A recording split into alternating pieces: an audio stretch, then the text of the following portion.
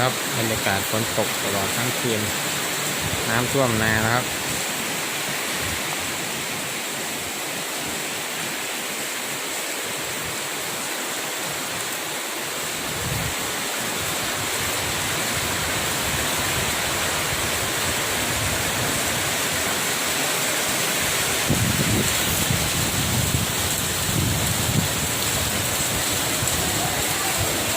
ต้นไม้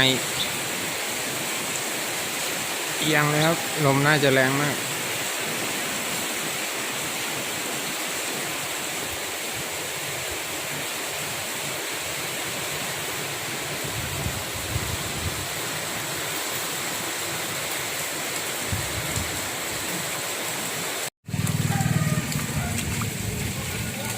ขาวเลยครับฝนตกทั้งคืน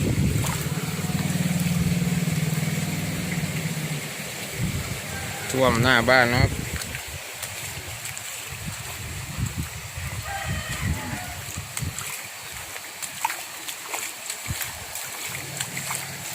อยู่ทุ่งนานะครับเต็มไปด้วยน้ำ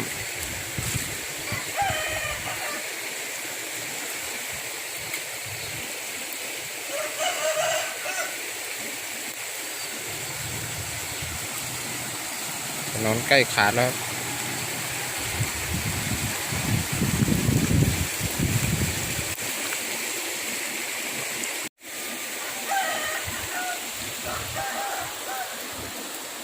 สวนข้างบ้านก็ท่วมไปแล้วครับ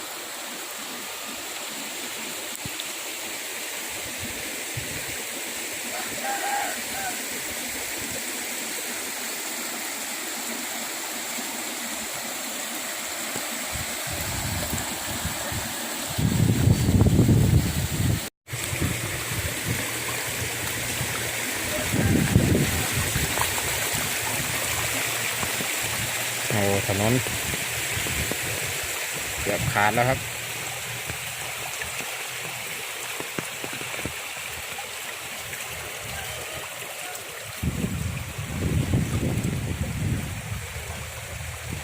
เต็มทุ่งนาเลยนะครับ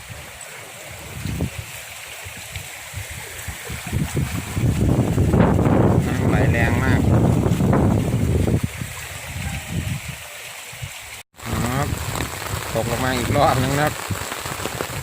น้ำเต็มทุ่งเลย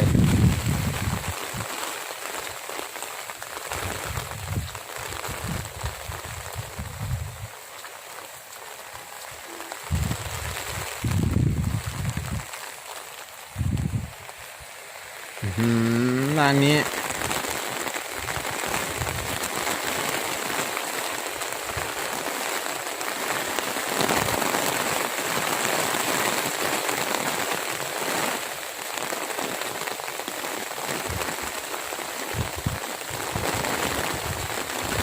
ดูครับ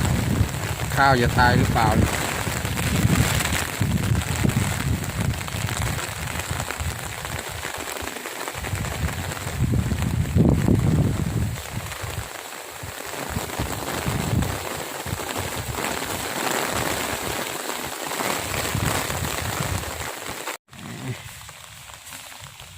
าแล้วครับจะถึงสระน้ำแล้วครับไปดูกันว่าจะเต็มหรือเปล่า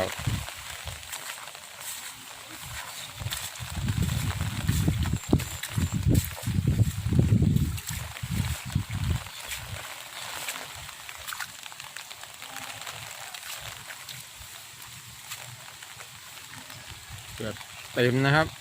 เต็มความจุเลยดูรอบๆ